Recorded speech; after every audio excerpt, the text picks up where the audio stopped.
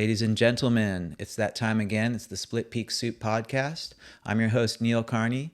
I'm blessed today because I've got a solid individual in my presence, my good friend Nat Young, and I'm stoked to get into some real meaty stuff with this guy today. Nat, how are you? Yeah, I'm good. Thanks for having me on, Neil. I've known you for a long time and done a handful of interviews with you, so Yeah, we know each other fairly well. totally. I think we even did a few competitions together and stuff back in the day, and you were just like a little upstart, little straw-haired blondie, just shredding, putting me to shame quite a few times. Nah, I mean, I don't know. How old are you? I'm 40. 40, yeah. I'm 34, so I don't know. We probably were never in the same age group, but Yeah. always kind of around in the same, at the same events and whatnot, Volcom contests and that growing up. Definitely. I think, thinking back, it was probably like one event. I think an air show at 26 or something where you like kind of smoked me, but it's all good. That's how it goes.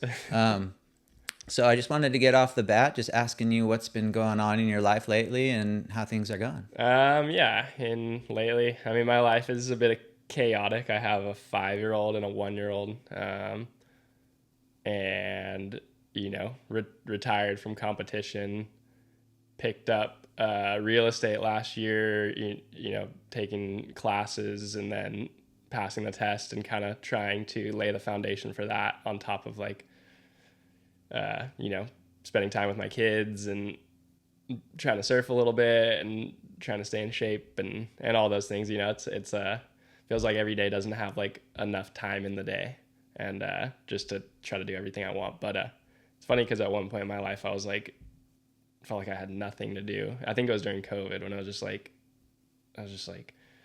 felt like I had like all the free time in the world to try to because you couldn't surf and you couldn't go anywhere, and it was just this like weird feeling. And now I feel like the days are just like flying, and but that's just part of it. Yeah, chock full. I think, just fatherhood in itself is just all those little spare moments that you had. It's just, if you want to, bring this person up in the world in a way that's meaningful and mindful, you really have to allocate those every spare second towards that operation. For sure. There's definitely never many dull moments in the day. It's always like excitement, and it's fun. It's so much fun just getting to like relive the things that you experienced when you were younger through like a different set of eyes and a different perspective, and always doing fun new, like introducing new things that like you enjoyed doing when you were younger, and then like seeing your kid do it is so fun. So been surfing a little bit with my daughter, which is pretty epic. We surfed the point the other day and she got up on her feet a few times, and then we paddled down to Capitola, like the beach from the point, and try to make it like fun for her. Like we're on like an adventure. It's not just like, we're not just going surfing. We're on an adventure looking for otters and whatever else we can find out there. Yeah, that's pretty special. That's kind of my neighbor Marky dude. His dad was, doing the same thing with us when we were kids. He's pushing us into waves, but it was also about that experience of just floating out on the board and just taking it all in, and just how special that is for us to live in one of the few places that's not like super developed and just concrete, and I guess the seawall's in there now, but being out there in the wilderness. And that's a thing that as surfers, over time you become almost desensitized to and can take for granted. So that's pretty cool. And I just had to ask the question, what's the stance? She's a goofy foot. Yeah. Hell yeah. Wasn't sure about that. Think there's been like times where she like, you try to figure out if they're goofy or regular. I've heard like whatever foot they like step up a stair with first is like maybe their front foot, or if you push them or something, whatever foot they like lunge onto. Right. Before they're on a board. That's like, people say that's like the like kind of a sign of whether they're goofy or regular. Yeah. And I think I don't know. I thought she was going to be regular, but yeah, looks like she's goofy. That's what's up. Yeah, goofy tribe unite. I think also too, if you like get like a beam or something, like that's elevated off of the ground, that's like their leading foot. Right. You kind of scooch, the other foot will kind of come back into it. Yeah. So That's a cool way. Well, awesome. And so you've got a 1 year old. I mean, I feel like a donkey. What's his or her name? Because it's Uh, like things happen quick. yeah, we have a little boy named Owen, and then my daughter's name is Rocky. Yeah, so it's fun. Two got the best of both worlds, and a little guy just trying to keep up with his older sister. She's just chaos and very spicy, and he's just trying to keep up. It's funny. Yeah, she's a spitfire. I think we were down at like the board riders event, and she was with Columbo's little daughter, and they were just going, "You poo poo head," Yeah. and throwing ice plant at people and stuff, and just yeah, she seemed like she was just filled a lot of joy and stuff, and I think yeah, that's got to be really amazing, gratifying Yeah. thing for you. How's the difference between like where a 1 year old's at and a 5 year old as far as like development? Is the 1 year old still kind of having trouble sleeping at all, or are those days kind of Yeah, we waning? have like two very different children, and our daughter was sleeping was challenging, didn't do well sleeping, and then our son is very like a pleasant surprise. He like sleeps pretty well through the night. He's very like regimented. He has this little schedule that he's chosen for himself. It's like, goes to bed early, wakes up early. My daughter's more just kind of like go with the flow. I think that's just kind of like how she was like brought up too, a little bit. Like we just kind of brought her along with us, what we were doing. Our life hadn't changed a whole lot. And I think it shows kind of in their behavior, but yeah, we got one of each for sure. The yin and the yang Yeah. going on. Well, that's pretty cool. Yeah. And the real estate thing, I think you're one of the many surfers in Santa Cruz who's kind of stepped into this ring. I think Julian Seekin, at AR, Adam Rapogel is kind of thrown his hat in the ring as well. And how did you get kind of involved in that? And what was the thought process behind that decision? Yeah. It's kind of always been in the back of my mind of like what I'll do after I'm done surfing. Randomly, my mom's dad, so my grandpa was a realtor in Santa Cruz like long time ago. Didn't even meet him, so there was a little bit. Yeah, my mom was always like interested in like real estate. She was like a firm believer in real estate. When I was 23, after making some money surfing, she advised me to buy some real estate.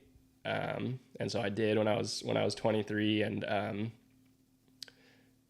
yeah, she always loved going to open houses. I'd always be going to open houses with my mom just to look, and like she liked seeing houses and all that stuff. So it was kind of like something that my mom had interest in, and then kind of like brought me along with it. And then it's like you spend your whole life surfing. I spent my whole life surfing and dedicating my life to surfing and building a platform for myself through surfing. And it's kind of like, okay, I'm at the end of the road here for surfing. How can I like do something where like the platform I've built for myself can kind of translate into the next chapter for me?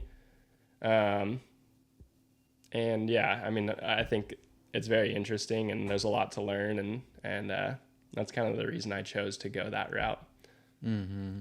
And it's useful too because you have this public persona here in Santa Cruz, and you along with putting in the work and learning the ins and outs, like you mentioned, you have this experience and this already past history with purchasing your own homes, and so you can, I think that gives you a little bit of a leg up in certain regards. It doesn't mean that you're not gonna have to work hard to prove yourself, but I think that's pretty cool to way to transition there. Yeah. I obviously have my work cut out for me. I'm at the beginning of a new road, so like there's a lot to learn, a lot of, I compare it to like my surf career, and like, I'm trying to like approach this as like with the same, looking back at my surf career now, like with the same kind of approach as I approached my surfing with.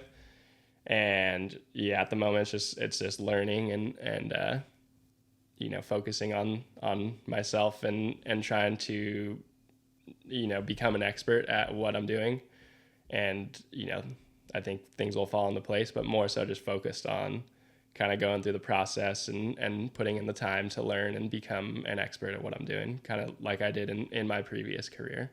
Yeah, speaking of focus, we had Roof on the podcast last time, and he was kind of saying, he's like, fuck, he's like, one of the things that I regret is not having that discipline, being able to approach his own surf career in the same way. And he's like, yeah, I was just chasing chicks and drugs and all this stuff. And he's like, he mentioned you. He's like, I wish I had the same focus as Nat did. And I kind of want to talk about that because, you know, for like a really young kid to be so freaking honed in on this dream and following a passion like that, do you ever reflect and, yeah, I mean, you have tons of great friends and experiences and stuff, but are there any parts about life that you feel like you might have missed out on by going down south every weekend and doing all this stuff?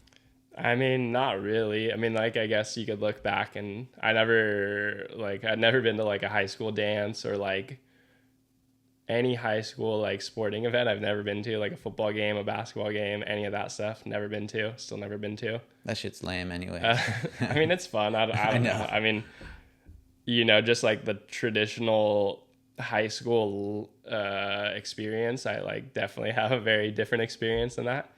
I don't look back at all and like regret anything whatsoever. I'm thankful and appreciative of like the opportunities that I got and was able to kind of take advantage of. I was in a place that not many people are, can, or like a place where not many people have those opportunities. So, I'm just thankful that I, got to do what I did. I've traveled the world, been to so many places in the world. I feel like I've like lived a very like, I feel like my life has been like condensed into like 30 years. I've had a lot of like experiences and highs and lows. Obviously, I feel like my just everything has been very condensed. But yeah, in terms of the things I missed out on, I don't really think about that at all. Yeah. And I mean, like you said, it's a very condensed, short time to experience so much. And you're on the road and traveling to all these cool places and with a crew of young kids who are equally as talented. And that's almost, like way more valuable and learning a lot more about life anyways through these world experiences. And that is valuable. Yeah, for sure. Yeah. I mean, I've seen many cultures, been to probably, I don't know. No, obviously I haven't been to Antarctica, but I want to say I've been to every other continent. Yeah, I don't know. Been to many places, and a lot of places I never thought I would go to, just because like you don't think of those places when with waves, but like randomly certain, just random places like Greece or Namibia or just like Scotland or just random places where like you typically don't think of like a surfer goes. So yeah, just thankful that I've been to those places, and and that's something I as as my kids grow and stuff, I want to still experience those, get to like travel with them and take them to certain places that I loved going to and stuff. So having been to all those places, like that's exciting to think that like that's a possibility in the future. Mm-hmm. And this is a question that I was going to ask you already, but I'm glad that you kind of segued into it with the travel talk. What's the most nightmarish travel situation, either like at an airport or just be it like transit or whatever, like getting somewhere, like what that could be freaking super grueling, I bet. Yeah, there's so many like stories of just things going wrong that kind of just happen, and unfortunately you have no control over those happening. A lot of times just like your boards will show up to an event and they'll be like completely broken, and that's like you spent all this time and all this money to get to this event, and your boards show up like and you can't even ride them. You're riding your friends' boards. That's happened. They don't show up. They don't even like make it to where you're going. That's everyone's nightmare. Like, yeah, I mean, just to like think like I'm thinking back as to something recent, like when I was doing the QS and we were in Bolido in South Africa, and it was a big group of us staying together. It was like Crosby, Cole Pinto, Cole Houshman, Jet Schilling, Eli Hanneman. There was like a big group of us. I think Kalohe, Evan Geiselman, myself, big crew. And everybody's boards came and Evans didn't come. And he was on the phone day after day after day. Like this was like, we were there for like 4 or 5 days before the event. And he was like calling the airlines, trying to get his boards. And they were like, he found out they were in Johannesburg and we're in Durban. And so that's like it was like an hour flight. And every day they were telling him like, oh yeah, we're sending them today. And like it was just a lot of miscommunication, and it ended up that his boards never made it. He ended up having to surf his heat. You know, that's so far to go. That's like as far as you could possibly go from the US. He had to surf the heat on his friend's board, ended up losing. The next year, my boards, same thing happened where like my boards didn't show up and Jet Schilling's boards didn't show up. And I think just like having seen what happened the year before, I was just like, I'm going to do whatever I have to do to go get my boards. Like, so we found out they're in Johannesburg, mine and Jet's. And, you know, same kind of scenario happened where they were telling us like, your boards are coming, that we're sending them on this night flight or we're sending them on this morning flight. A couple days go by, the boards still haven't gotten there. And me and Jet are just like, I was just like, I book a flight to fly back to Johannesburg. Someone sent me a photo of my boards like in the airport. So I knew they were there. And we booked a flight to fly back to Johannesburg to go get our boards. And we ended up getting them, or I know I got mine. I don't think Jets were there, which was unfortunate. But just like stuff like that, you know, it's like, I don't know if it was the day before the event or like 2 days before the event, but just like kind of rolling with the punches and being able to like, you know, kind of wipe stuff off and whatnot, you know, because stuff like that happens on the road and traveling. A lot of things happen to go wrong, and just kind of dealing with it as it comes, and you know, trying to make the most of the situation. Yeah. Is this out of the realm of possibility, but it's like someone like Slater have like a private jet, or is there any surfer like you could be like, okay, I'm gonna bypass all this airport bullshit and fucking just, or is that so like that's uber expensive probably? I don't know I don't know of anybody that like flies private. You know, everyone's flying international, and so even though Kelly like would get to like an event like the day before, I'm sure he's had his fair share of you know, mishaps with luggage and whatnot. But yeah, I guess that's why you try to get there with like some time in case like there's some scenarios that go wrong that pan out. And but yeah, I don't know, traveling, it just comes with the territory. A lot of things seem to go wrong. Yeah. Well, the last article I think that I wrote for you for Santa Cruz Vibes, this was like a few years ago, is I think we were discussing how you're giving the Challenger another crack. Mm-hmm. And it seemed like you did that for a couple of years, but there was like, I think, especially for me tuning in and just watching, it seemed like, I don't know, I think maybe it was the Australian leg. There was just some kind of like funky shit that went down that kind of was like, probably like just another thing out of your control, you know, these decisions that are made. And was that experience, like, how did that go, giving that like another last crack? And what was the final straw, being like, fuck it? Like, yeah, I mean, that was the last year I competed. And, you know, before that I had fallen, like the year prior to that, I like didn't make the cut on the CT by one spot. And that wasn't like, it was a bummer for sure. I was bummed, but I was like, oh, I know I can like redo, like I just qualified. I know I can like do this again. And then I just didn't have like the same, like not necessarily like hunger, but like willing to do like what it takes in terms of like hassling and, you know, like sitting out of position to battle these guys and be the deepest. And like, I just thought I could go and like kind of outsurf people. I had just fallen off tour, and I was like, I can go and like outsurf these guys. But that wasn't the case. It's like, you got to be hungry. Those guys like coming up from the QS are like hungry. They're willing to do like whatever it takes.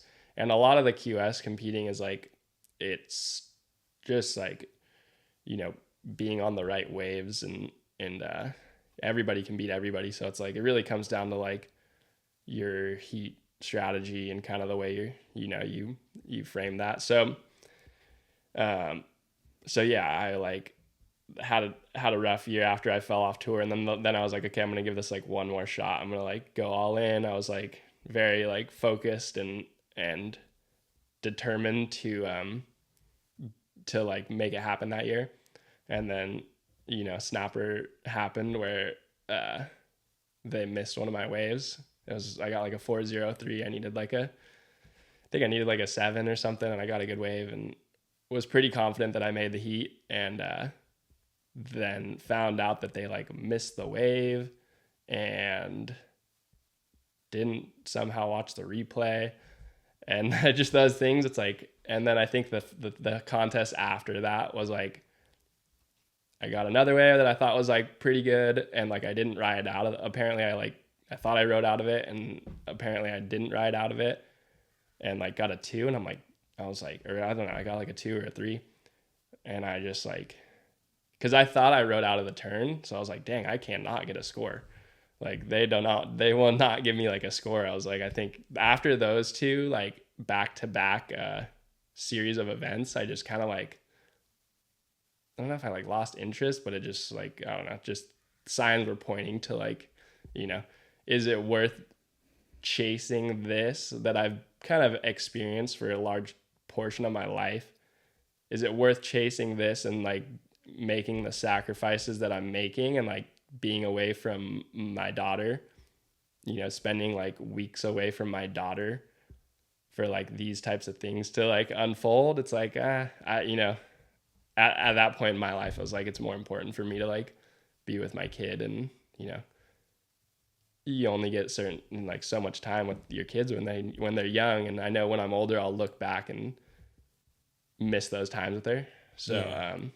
That was kind of the decision to like, you know, my kid's more important to me right than continuing to try to like prove to myself that I can compete at the highest level. Yeah, I think, you know, there's a aspect of this whole thing with professional surfing where not only are the judges somebody you have to convince and have on your side in a sense, but you're dealing with other things like Mother Nature, luck, priority calls, you know, and there's these kind of blocking tactics and soccer flopping stuff that can go down. That's just like, that's pretty much out of your control at a certain point. And then another thing that I kind of wanted to touch on was like, because at some point, it's not to say that your surfing wasn't like phenomenal when you first came on tours. Like the judges were like, damn, they were really rewarding your approach. Do you think at some point there is a point where the judges, you know, they kind of get tired of seeing Nat Young's fucking vert snap or something like that, and yeah, might not give you the same kind of reward for what you were doing previously? 100%. And I think that goes for everyone, not just myself, but like as I've watched surfing, you know, there's kind of like it's like a new shiny toy. Someone's like getting scored. It's like someone's getting scored like, you know, very well. Their surfing is very appealing to the judges. They're scoring it super high. And then, yeah, like it's, you know, it happens every year. And those people that like 2 years ago were getting such big scores are doing like similar surfing like 2 or 3 years down the road. And it's just kind of like the judges become a bit more used to it. And the scores don't reflect, in my opinion, like what they once did. Mm-hmm. And that can kind of like mess with you mentally, you know, because it's like, I'm doing like good surfing, like what I think is good surfing for myself, but it's like I'm not able to like get those scores that I used to be able to get. And so that's like kind of leads to like a mental like struggle as well. But I do definitely think that that's a real thing. And I mean, I think the best surfers in the world experience it to a level like that, like Gabriel Medina, the guy has to go like do a backflip, you know what I mean, to get like a 10. It's like, or Felipe Toledo, it's like they've seen so many of their unbelievable maneuvers that the standard for them is like so high. And so Yeah. that's so impressive what they've been able to do, is just because like every year after year, they're able to still like, even though the judges are like desensitized by some of their stuff, they're still able to like go above that. And but yeah, I do think that happens, you know. It's almost like if you've seen Steph Curry like make a 3-pointer so many times, it's like then those 3-pointers don't count for threes anymore and they count for twos. And it's like, oh, he's got to shoot a half court shot in order to get that 3-point, or for it to count as a 3-pointer. If I'm trying to like relate it to a different sport, you know? Yeah, that's the subjective aspect of surfing is just so it's hard. Like as an athlete, just you're like, what the hell do I have to do? And I think some guys are really good at like reinventing themselves, and sometimes it's just like there's an emotional response from these judges. Like they even, I remember the way that John started kind of surfing Margaret's. They came up with a new word for a turn that I didn't, down carve. It's like, I don't know. I'd never heard that before, really. It doesn't seem like it's brand new. Or like Tyler Wright putting her hand behind her to do those laybacks is like, they're like, oh my gosh, and it's like, it's sick, but like that thing got wore out, and so it's like, it must be difficult for a surfer to like, how do you, reinvent yourself or give them something new? Yeah. Yeah. I think you definitely always got to be like working on new things that you obviously weren't doing in years prior. Show little variances in your surfing. Obviously the most like well-rounded guys, that's, they're good in every aspect. John, for instance, it's like his power surfing is, some of the best in the world, if not the best in the world. His aerial surfing, some of the best in the world. His barrel riding, it's like you can't really critique that too much. It's like we all know he's like, everything he's doing is like top notch. So it's like, but yeah, then there's certain other people that's gotta, step up and find new ways to kind of show that they're improving. And I mean, at the end of the day, you're always still trying to go out there and improve. Like that's kind of the goal for everyone. But it is like when you get to like a certain level, it is kind of hard to add new, add new tools kind of, to a certain extent. It's like, sure, you can put your hand behind you and do like, it looks a little different the way you're doing a layback or something like that. But it's hard to kind of like reinvent the wheel at a certain level, in my opinion. Yeah, there's not much variation. There's like a glass ceiling with surfing. It's like you can't start doing like, I mean, I guess you could start doing like Zoltan kickflips or something, but like, dude, like, I don't know. It's just, there's not much variance on the progression. I guess they can just go harder, faster, and higher with whatever it is that they're putting out there, like launching or something like that. So. Yeah. I mean, the level is insanely high right now. It's like anybody can beat anybody in any heat. And the reason I like to like competitive surfing is like, it's just, I like the feeling, like I like the strategy. I like the like uncertainty of like what can happen in a heat. You know what I mean? It's like, we don't know how many waves are coming. And that's what's fun, is like someone who's a lesser surfer than, like I can go out and beat John on any given day, whereas like if we were given the same opportunities every time, he's gonna win a majority of those heats. But it's like, and I think that's why I like surfing so cool, is that it's just anything can happen. You don't know what's coming. You kind of got to adapt to like the ocean and what kind of changes are happening in the ocean. And well, that probably makes it like easier to, maybe if you have the right mindset, to like stomach a loss. But you're like, fuck, it's like this shit happens with professional surfing. It's not as, like, it's not like a free throw contest or something where it's like, here's the line, it's like, do this, and that's what you have to do. It's like you have all these kind of elements that are always changing. And yeah, like you said, gosh, what a fun thing to be a fan of. It's always been interesting and new shit happening and keeping you as a fan on your toes. Right. And yeah, like what you said is very true. It's like it's easier to stomach a loss. Sometimes it's like it's hard to stomach a loss because it's like such a simple thing that didn't happen for you that like led to that loss. It's like, oh, I went on the first wave and it wasn't as good as the second wave, and so got the second wave and that's why they beat me. Or like, oh, I fell on my turn on this wave and that's why they beat me. So like in a sense it's like you just clean that up and like you make the heat so so you can like stomach it a little easier. Whereas like, yeah, it's like if it's like a swim race, it's like two people swimming and it's like usually I don't know swimming very well, but I'm guessing that like if you lose, it's probably like that person was better than me or they're faster than me, right? It wasn't like one thing that happened during that swim race that like defined why you lost that race, right? I don't know. That's just, I kind of try to like look at it like that, where you're just like, oh, that one's might be hard to stomach because it's basically like that person's faster than me. Yeah, it's more like clear cut, I Yeah. guess. Yeah, Yeah. you can kind of really be like, okay, well, yeah, I didn't go fast enough. Yeah. You know, like Yeah. that's pretty, the variables are much more controlled, I would say. Yeah, totally. And just going forward, you know, I think speaking of my podcast with Rufo, go check it out on YouTube and Spotify and Apple Podcasts. He was saying at your age, he was still like kind of like making some pretty good money. And as we know, during that time, I mean, late 90s, early 2000s, like the surf industry was just kind of ballooning out.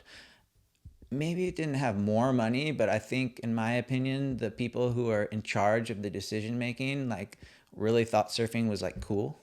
And now it's like owned by these corporations who don't have as much of a emotional connection to the culture, or trying to, you know, stoke their buddies out by giving them free shit. And, you know, it just seems like a lot different. But I don't see like a sticker on the nose of your board. And is that a conscious decision where you just don't want to like settle for just getting free shit and advertising for a company? Or is it kind of something where it's hard to make money with surfing these days, you know? I mean, I'm retired. I'm no longer a professional surfer. So, Yeah.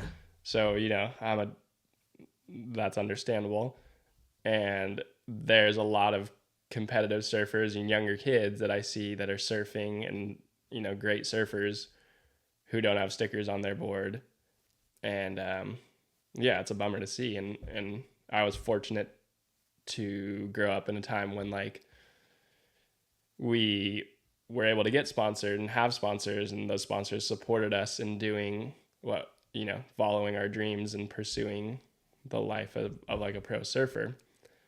And I don't know exactly what's changed, because I do think surfing's the biggest it's ever been, and like the most amount of people probably are surfing today than they were 10 years ago. So like the sport's growing, and more people are probably buying surf products and all of that.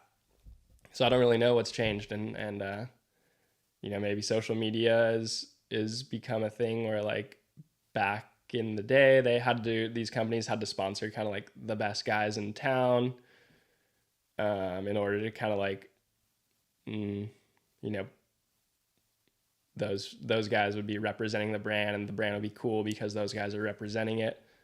And nowadays it's everything's so centered around social media. It's like they can just pay an influencer to kind of like post something about like a one-time thing about their product, or I don't know. I don't know what it is, you know. Mm-hmm. I don't know if it's going to turn itself around. I'm not sure. Yeah. And speaking about that, like, I saw you yesterday and you were doing some coaching for Isla Hardy. And first of all, like, how did that start? And have you done that with other kids? And is that something that you would like to kind of do? Or is that a personal favor type thing? Or is that something that also interests you, like kind of mentoring some of these kids? And after you answer that question, like, also, like, how do you instill this knowledge, but at the same time, like, encourage these kids and their parents to be realistic about, you know, just how feasible it is to take their surfing to this like global stage, which is just saturated with freaking gnarly, hungry kids in Brazil that don't have shit. And it's just like, yeah, it's complicated. Yeah, 100%. Isla and Brody's mom, I think Marty was the one who, I'm not sure if, I can't remember fully, but it was at a board riders event. Marty and Isla and Brody asked me if I would help them because Matt Myers has now joined Sammy Pupo on the WCT. Matt Myers was coaching those guys, Isla and Brody, and they've been doing very well. And Myers and them have been doing a great job. You can see that they've been working on things, and it's been showing in their results. But Myers decided to join Sammy on the CT, and so Myers is going to be gone, a majority of the year. And so they have a contest coming up in June down at Lowers, and they asked if I would help them a bit in preparation for that event. And that's always kind of been like, I want to give back to the younger generation of Santa Cruz surfers, and I have a lot to share with them.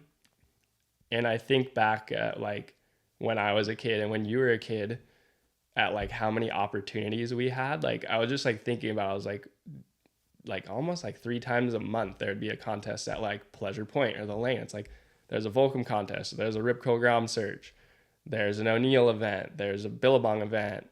You know what I mean? I feel like we had like so many like opportunities, and it was so fun. Like the whole community get together at those Volcom events.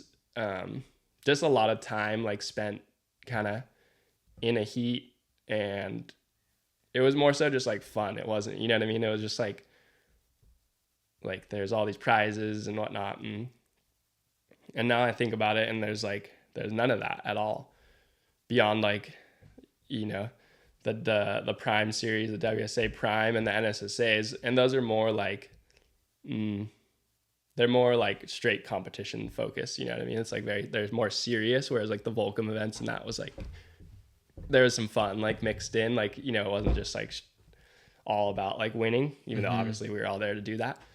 And so, yeah, I like think about that, and I feel fortunate that was around when I was a kid, and the kids these days don't even know, like they don't know what they don't know. And so like that, they don't know that that's how like I grew up with all these opportunities like that. But, so yeah, I do want to help out in ways that I can with the next generation of Santa Cruz surfers, and both Isla and Brody are, they've had some high level success already. Isla's won nationals, NSSA nationals, I think maybe twice now.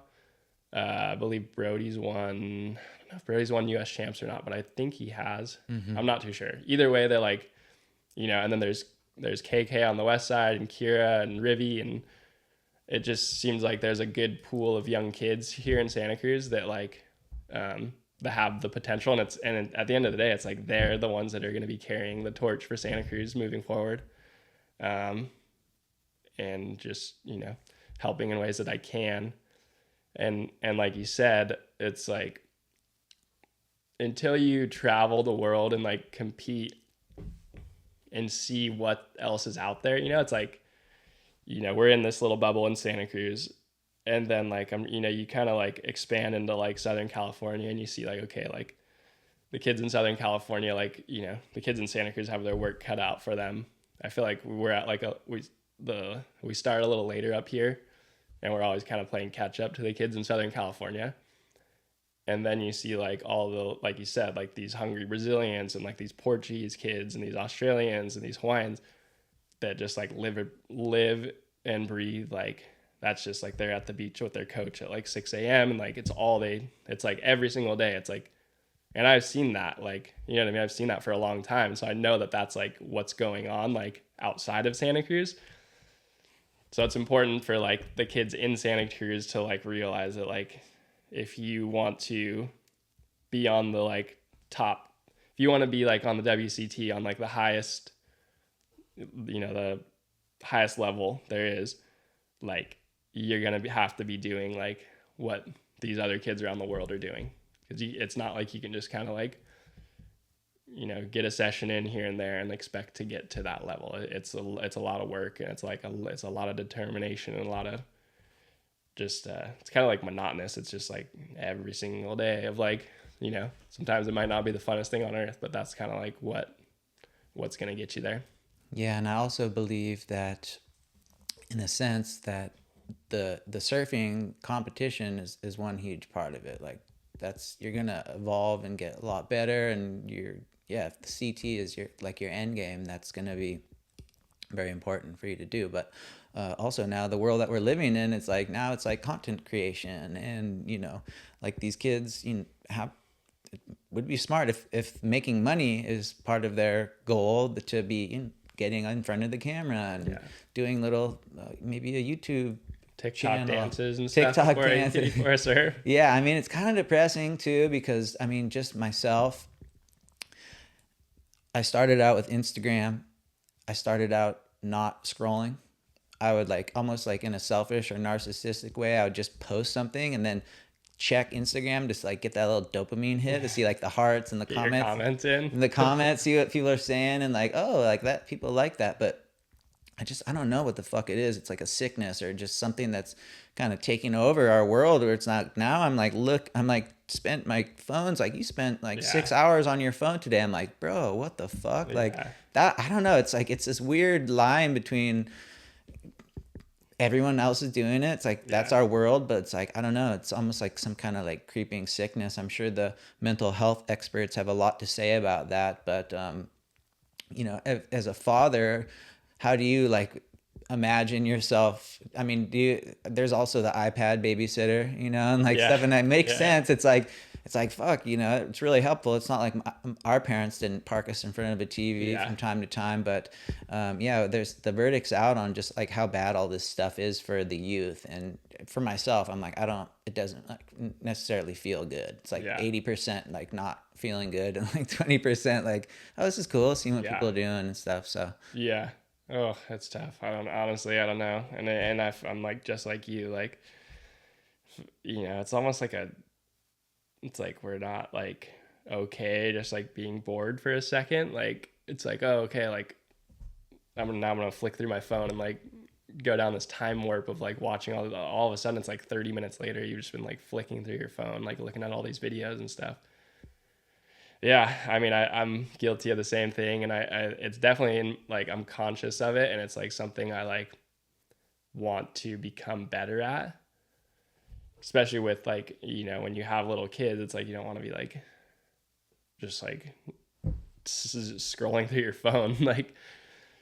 But yeah, it's definitely something to become conscious of. And I mean, when I grew up, like my parents weren't super, like I watched TV, and like TV was never like a forbidden thing. And I, it's not forbidden for my daughter either. Like, it's a tricky one, because it's like, you forbid something, you never let them do it. Then like once they get to like a certain age, they just like are gonna like, they're gonna do it once they get the chance. So it's like, yeah, we don't like forbid like TV or whatever, but like, I try to encourage like getting outside and doing, going on a bike ride, or, going down to the beach or whatever it is. But yeah, it is a tough one for sure. And it's not going anywhere. And so it's like we can't fully resist it, but yeah, just trying to do the best we can with it. Yeah, it's funny because my generation, it was like Nintendo, the original Nintendo, and Mario Kart. I was just I was so into it. Like, part of it for me, I just had like a huge imagination. I love to read and stuff, so I was like wrapped up into like the Zelda and like the story behind all this fantasy that's involved. And my parents they drew a hard line. They're like, we're not buying you a video game system. And like you said, they forbid me from doing that. But then it's like, I was fucking trolling the neighborhood to see like which kids had the Nintendos, and like strong arming them to like, take control over it and stuff, and it's like, they're going to find a way. And at a certain point, like for a kid, it's like the moment that you like say no to something, they're like, even if they're not even interested, they're like, oh, okay, well, I'm going to rebel against this, So yeah, man. Wow. I'm not a parent. I don't know. I don't know if I'm cut out for it at this point, but I think people just rise to the occasion. It's like you're presented with this responsibility, and it's a big deal. Yeah. Yeah, I mean, I don't know. I'm not sure how many people are like ready for it at the moment, but just do the best you can. It's kind of how I've just approached my life, is just do the best I can with what I'm presented with. And yeah, I mean, she's got an iPad. Like when we go on an airplane, like we're definitely like, if she like watched movies on the whole flight, like we're like, oh, it was a great flight, you know. Yeah, Um, I hear that.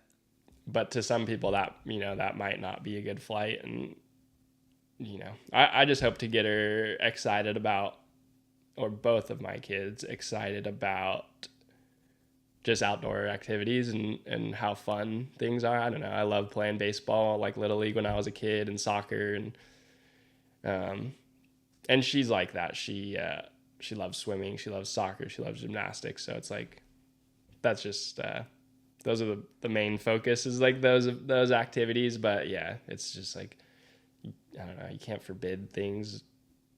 I don't know. Yeah, It's a I tricky hear one. that. And then also like on the flip side, like there's like forbidding things, and then there's also like pushing someone into something. And Yeah. as far as I can remember, your mom, like, I remember your mom was like the queen of cows, Yeah. and she was just posting, bronzing there like every day. And so it's like almost like the beach was just like something that was like your freaking, Playground. yeah, your playground. And I don't remember your mom like being like militant. You showed your own interest in obsessing over surfing, but Yeah. I mean other kids, you can run the risk. And how do you approach that with your daughters and your son, like as he gets older, like just encouraging them to Yeah. follow what they're interested in, I would I mean, I'm imagine. not at that point in parenting yet, and so it's probably easier said than done, you know, for sure. Like, and yeah, you're right. Like, you don't. My mom never pushed me to. She just supported me in what I had fun doing,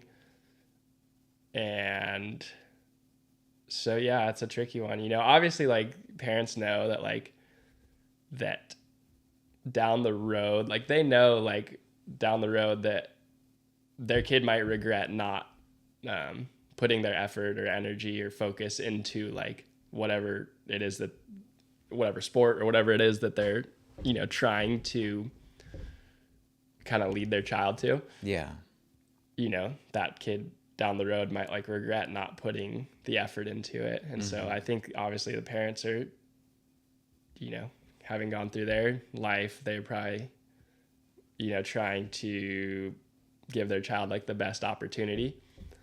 And yeah, it's a fine line too. Like, you know, the more you push them to do something, it's like they might burn out, they might just get over it, not want to do it because of the fact that you're like forcing them to do it or pushing them to do it. Or Did you see that a lot? Like, I can remember when I was doing NSSAs, there was this kid, and I mean, there's a number of these examples, but I remember this kid named Travis Mellum, and he was like freaking gnarly. He won nationals at 13, and it was like the surf media, like he was one of the first kids that was getting like a lot of money. I remember at like 13, and like the surf industry had this gnarly hard on for this little kid. And well, that sounds creepy, but anyways, it's like it feels like the more kind of like that comes early, the more these kids, whether it's their parents or pressure from companies or something, that they just say at some point, they say fuck it, and I'm gonna like start fishing or yeah. doing something. But did you see a lot of that kind of like as you came up in your surf career? And it seemed like you did a good job of just like keeping yourself, like you were obsessed obviously with Yeah. it, and you weren't gonna let that slip away from your grasp. But you probably saw that. Yeah. I mean, I definitely saw that happen to a handful of kids that I grew up surfing against. And then you see the kids that kind of have had the spotlight their whole life and have done great things, and, you know, had the pressure. They've, you know, Kalohe, John, those guys have like grown up in the spotlight with the pressure on them from the time they were like 10 years old to like they're expected to be like the next superstar. And they were, you know what I mean? So it's like, I don't know if certain individuals are cut out for it. I'm not too sure. But yeah, I've seen that happen. And for me, it was just, I was never like the I was never like the one that was like supposed to do like, you know, big things or whatever. I was always kind of like trying to like chase those guys down. And that's what that was, is kind of like what inspired me to like work so hard. And like I was behind when I was younger, and to like kind of always know that like I need to put in more effort and work than these guys. If I ever want to be of these guys' level, like I need to like be working harder than they are, and more time in the water than they are, and just doing more than they are, because that's the only way I'm going to get there. Yeah. And I just, my mom put so much like dedication and effort into not for any reason. She just supported me with like what I wanted to do. And when I wanted to surf, she was so supportive of that. And like, she didn't have a lot of money, but she was paying for all this stuff kind of as I grew up. And just, that was always kind of in the back of my mind, is like, none of that, like all this like sacrifice and dedication my mom kind of gave to me, that's not going to be for no reason. Like, I'm not throwing this away. Like, yeah. I'm going to like make something of this, because she, you know, put a lot into it as well. Yeah. So that was kind of like always like, you know, yeah, in the back of my mind. For sure. I mean, what a gift, that relationship that you had with your mom. You know, it's like, it was just so touching to witness. You know, I wasn't like living next door to you, but just kind of experiencing that through seeing what she was doing for you was like super rad. So I think that is a good kind of way to look at it, you know, thinking back, and like that must feel like such a great thing, that have that tight bond with your mom and stuff. And I think that you're doing a killer job with your kids, raising them now, and what a cool way to keep that legacy alive. Yeah. Know? Yeah. I mean, she gave me like a perfect example of how to be a good parent. Mm-hmm. And so I try to kind of emulate, you know, the way she parented me is kind of the same way I want to like parent my kids. And she was never pushing anything on me, but was always supportive. Yeah. You know, never was like suggesting that I do something different, or like, that's not a good, you know, this isn't a good, you know, I don't know. Maybe I don't think she ever thought surfing was like a bad, my mom surfed, and she spent a lot of the time at the beach. So I don't think she would ever had a problem with me surfing, but she just supported whatever it was that I wanted to do. If I was in like a weird little phase where I wanted to travel and play Frisbee golf, like we literally did that. Like, yeah. She would take me on like Frisbee golf trips, or like skateboard trips, or whatever it was. Like, and then, you know, it ended up being surfing that stuck, but yeah, she supported it all. So yeah, you guys were truly the best of friends, and yeah, that's what a special thing, you know. And just kind of like shifting gears a little bit, you know, you've been having a long partnership or relationship with Channel Island Surfboards.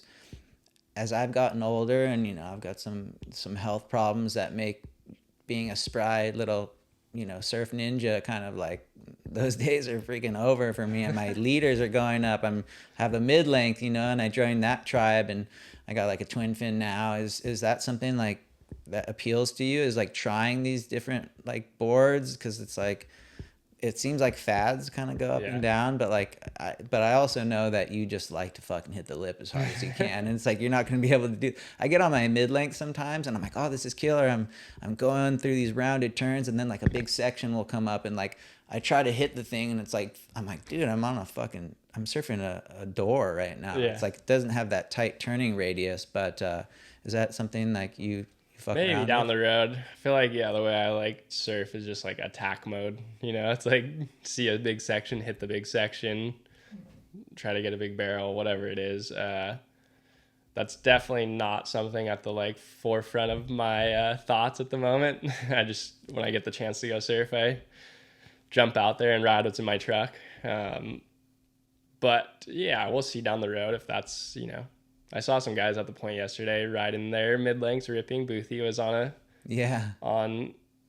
mid-length. I don't know what he was riding, but he was surfing really good. And I was like, oh, Boothie's on fire. But yeah, that's not the top of my list at the moment. Mm-hmm. But never know. Things change. Yeah, Boothie's like, fuck, if you see me and I'm over 45 and I'm not on a mid-length, kill me or something. I'm like, all right, well.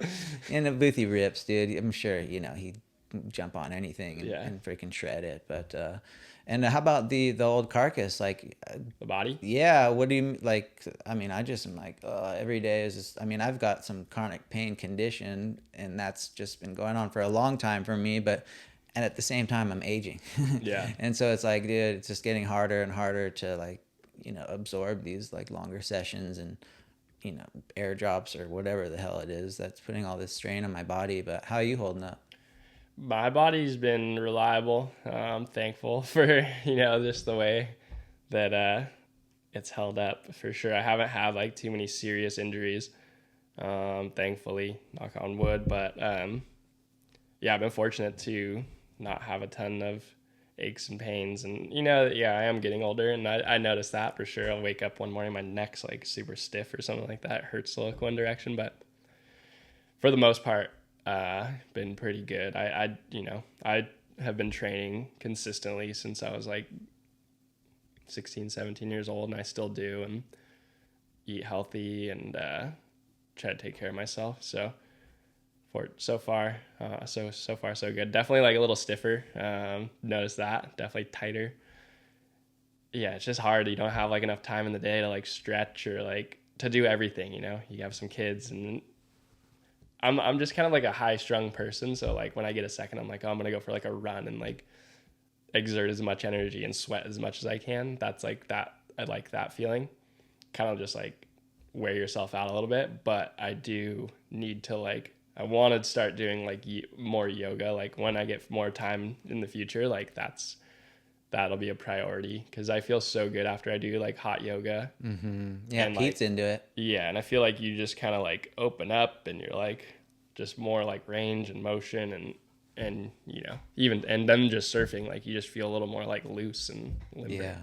I think too, it's a hard, like you said, you're high strung, and it's hard. I'm a yoga teacher, right? And so I just know that it's hard for people whose active minds, to slow down and really like become present. And the reason I started practicing it, because I have, I was misdiagnosed with all these crazy diseases that I've been in basically chronic, like extreme pain every day, fucking all day since I've been 17. And I got to a point where I was like regularly putting my fist or my head through the wall, and I remember after one time I had like this bug out where I was like 12 at night, and I fucking ran downstairs, went into the garage, I grabbed a sledgehammer, and I had this Schrodel like 10-0, this Mavs gun. And I couldn't wrap my mind around how I could live with this. I felt like I was drowning, and I fucking just took this sledgehammer, pulverized this board, and just, and I was like, whoa, it's like,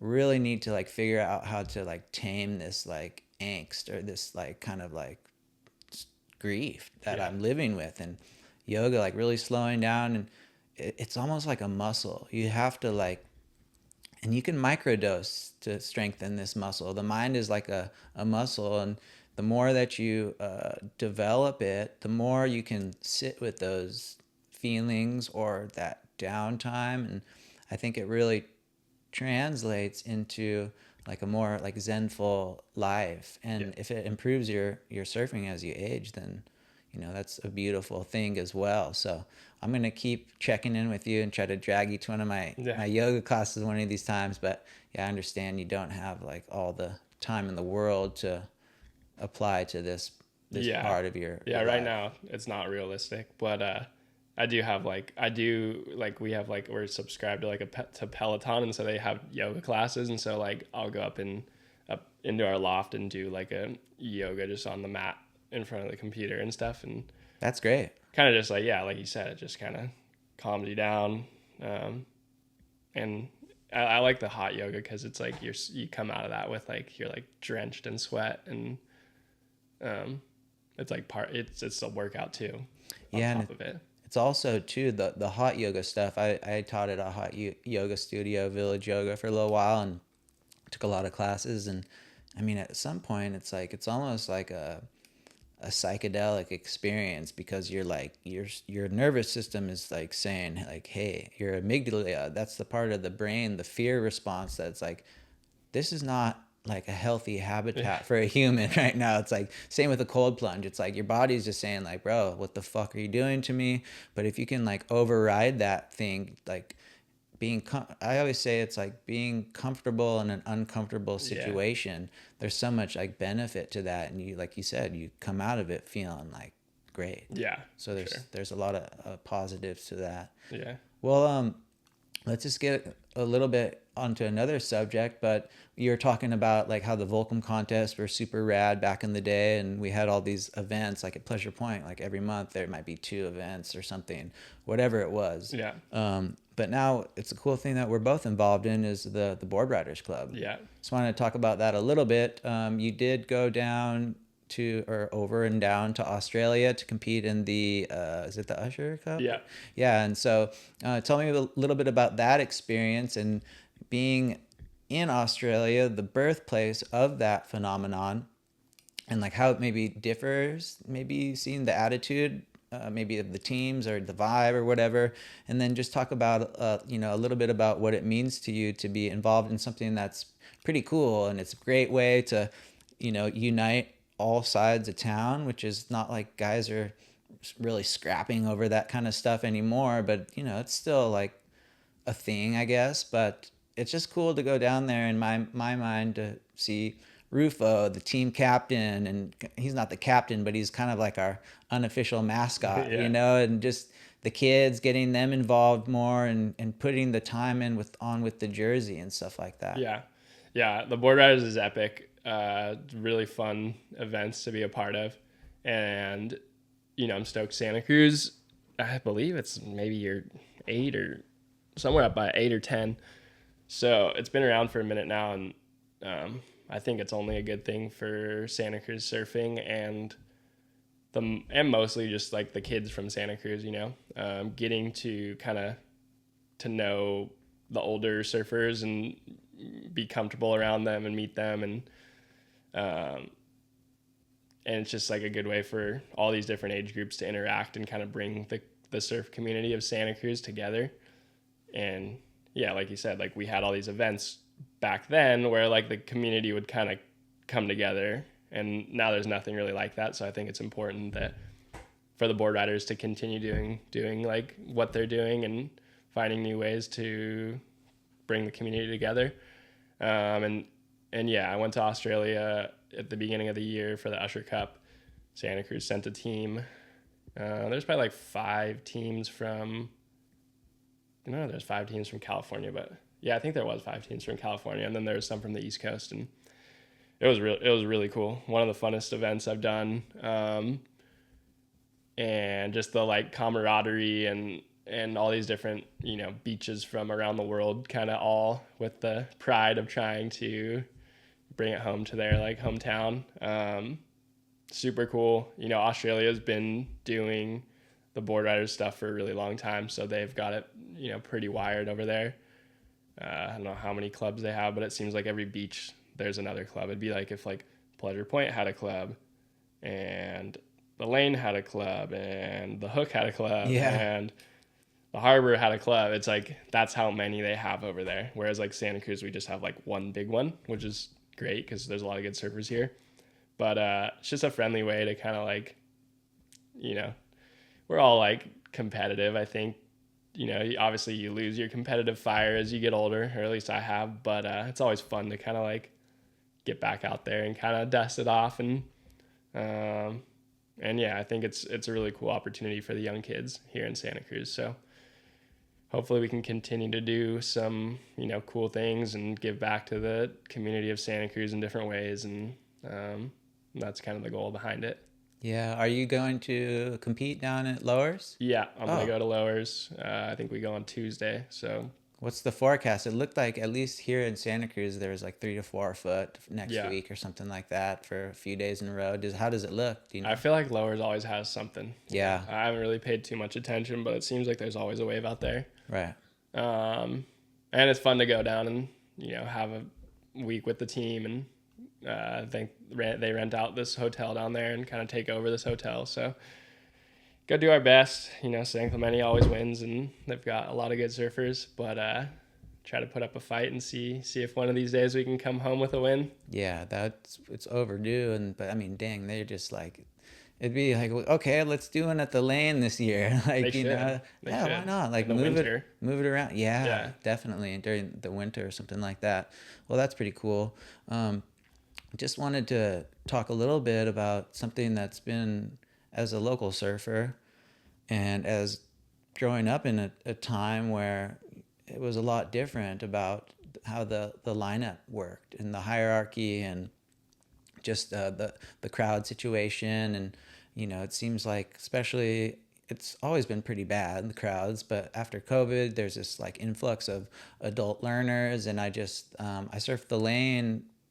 It was before the trials for the board riders club, and it was kind of like it was at the trials for the board riders club, but I went out to get a little like couple laps in, and there was just so many people like on the point, and I just was like, whoa, this is a lot kind of different than what I remember, because I don't surf the lane very often, but there used to be just like gnarly dudes out there who would kind of like curb that overpopulation in kind of like a heavy-handed way. But something that I kind of struggle with is balancing what I experienced and what was modeled to me, like about how lineups are operated, and then also trying to be like a cool human being and not be like a fucking dick out in the water and trying to, share and stuff like that. And some people do a lot better job of that than others, and feel like if you're like a sensitive person, it's hard to be like ruthless. Some people are just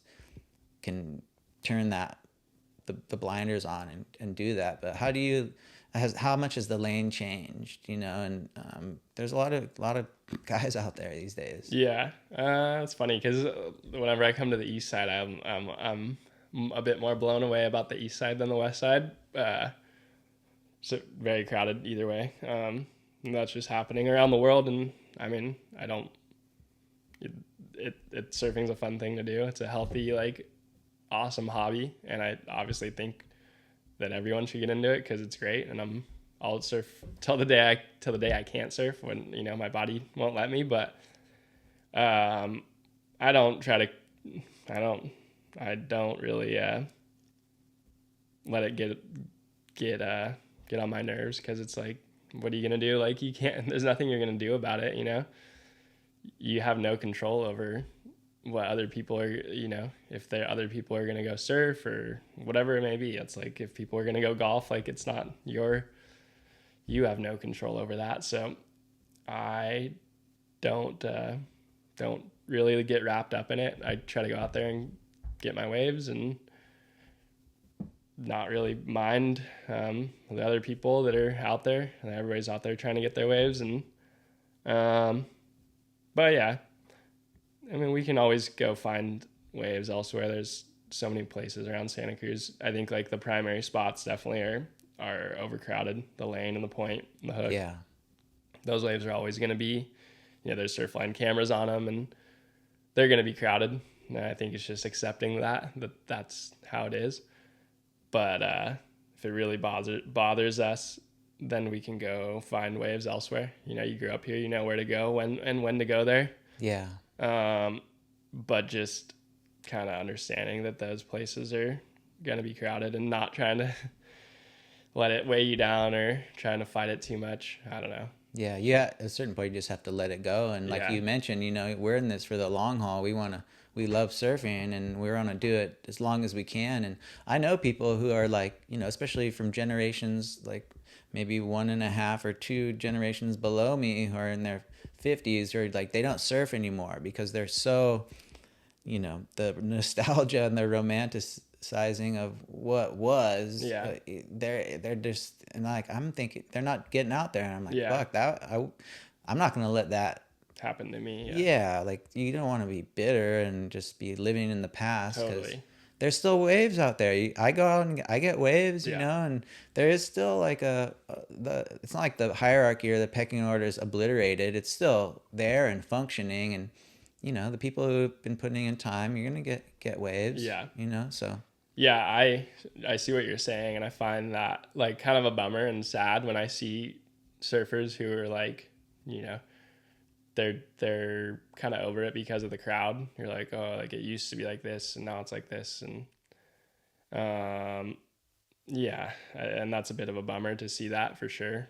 But yeah, I don't know. I try not to let it like affect me. Like I'm not gonna let what was and what is now like take like let it like weigh me down and like lose sleep over it. Like I'm not gonna like I want to have fun surfing, and I have fun surfing. And if I didn't have fun surfing, I wouldn't surf. But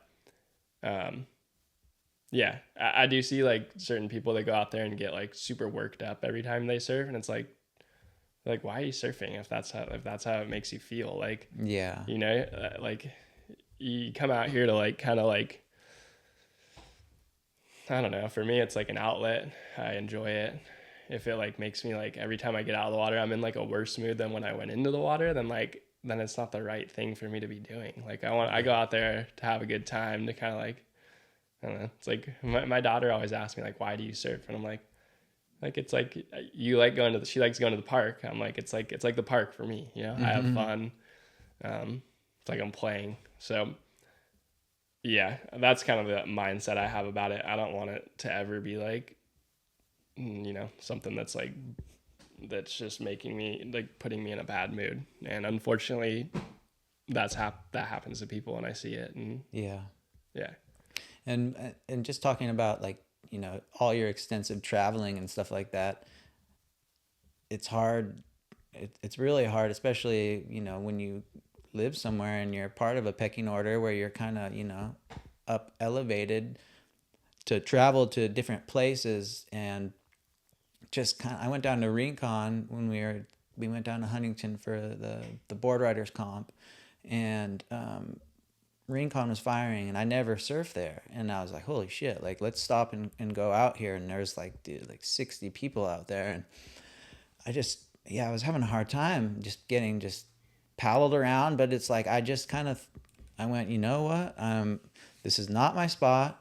I'm sure this is not a lot of these other guys' spot, but yeah, I'm not going to be the guy to go out there and start trying to strong arm people at a place that's my first time surfing, you know, and like, but in the other part of my mind was like, well, you're, you know, in Santa Cruz, like I get waves, and it's like, whoa, there's this like battle going on, but I tempered that and I just let it happen. Yeah. And I got a couple of fun waves, but a little bit frustrating. But as a traveling surfer, it's like you've been to so many different like lineups where there's so many different established locals and stuff. And have you ever been on like trips where you were maybe with somebody who like was maybe not kind of being as etiquette as much as they could, and it like caused funk, and you're like, dude, I'm just like with these people, you know, like was that kind of like, I never like thought about that with like pro surfing, but like some people are like not good at like maybe containing themselves. Yeah, navigating a lineup for sure. I've definitely been on trips where someone I'm with is kind of getting into a spat with someone that's from there or whatever. You just kind of, I don't know. I try to avoid conflict when it comes down to that.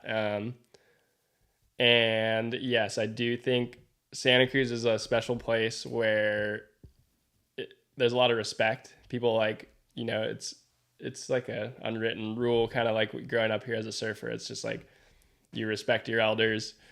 You know, you respect those, like if you're somewhere new, like the ones that have put in the time and at those places. And I feel like, you know, the majority of the people that grow up surfing here like show that respect in the water. And some places that type of like respect is not going to get you any waves. You know what I mean? Because you're like you are somewhere else where you're like trying to you like apply what you kind of like would do at like home. And there's certain, I don't know, I feel like there's just like certain lineups you gotta like learn to like read like how it operates. You know, there's certain places like where it's just like a free for all. You know, it's like anything goes, like paddle right past this person and turn around and go. It's just like, that's just because that's what the next person will do to you. Yeah. And like snapper is a good example of that. I feel like it's just like anything goes out there. It's just like no rules. Everything you know of like respect and wait your turn and whatnot is like completely out the window there. Just like scrap and try to position yourself deeper than this guy so you can turn around and whip it and catch this wave. And then obviously there's other like places where it's like, you wait your turn and everyone's kind of respectful and just kind of learning, I don't know, reading the lineup and kind of figuring out what kind of flies. Yeah, I remember I think I was like 2004. I was surfing at Padang Padang, and that place is pretty crazy because just similar, maybe not like as much as like Snapper or something like that, but it's like if you're not gonna go, someone's gonna go, and like if you're gonna go, maybe somebody might just like drop right in on you because and like there's this. I remember I caught this wave, like a set wave, and this Australian guy just burned me so bad, like and I freaking had to straighten out, and I just got freaking dry docked on the reef, and it was just a horrible experience. And I came in, and we were at the little warung afterwards, like just hanging out and having a bite to eat, and the guy came up to me and like I guess which was cool, but he's like, hey mate, he's like, sorry about that. He's like, can I buy you a beer? And I was like, well fuck, I really would have liked that wave, but I was like, I guess a beer is fine. And you just have to like at the end of the day just be like, dude, this is a playground. Like you mentioned, there's gonna be bullies on the playground as a kid, and you can't let that get in the way of you going back to the playground the next day and getting your fun in. So it is it's a wild thing, surfing. Yeah, for sure. I mean, it's like the wave's like a finite resource, it's like there's only so many good ones on any given day, and so it's a hard thing to kind of like wrap your head around if you don't know much about surfing and you don't like. I've been like reading like some comments on Instagram about like, I think it was like a Red Bull video about like Carissa Moore and maybe a few others, Moana Jones, talking about like kind of like how to blend into a lineup, Jamie O'Brien and stuff.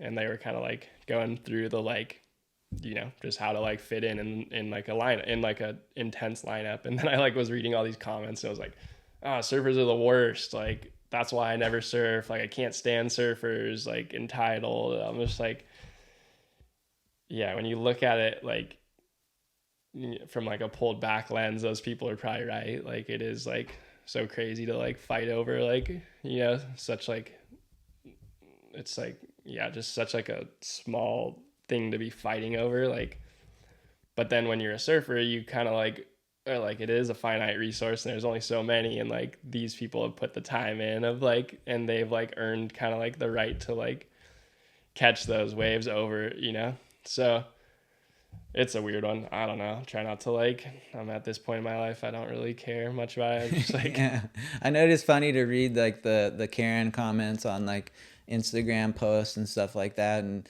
it's easy from an outside perspective. Yeah, if you look at it from like a outside view, it's like this is silly. Like, what are these guys, like the guys scrapping at the lane over 2 foot waves? But like there's also a lot deeper. Like if you in this lived experience, you might know that something happened a week ago and this tension was boiling over, and it just kind of eventuated into this kind of thing that had to be handled. And that was pretty wild thing to see. I don't know how to fight. Yeah. It's like don't get into fights. Dude, my approach is like, I'll run. Like, so it's like, it's not worth it to me, and so I'm doing my best at this point in my life, especially being like a yoga teacher and trying to be a positive role model for the kids and stuff. It's like, there's no place in my life for, squabbling over this kind of thing, so.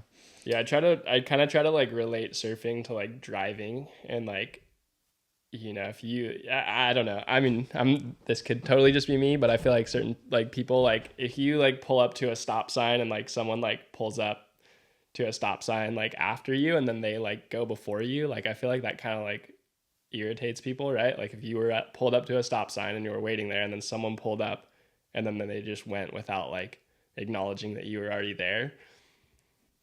I don't know. I feel like most people that kind of like annoys them. And so like surfing's similar, like, you know what I mean? It's like you were out there waiting for the wave.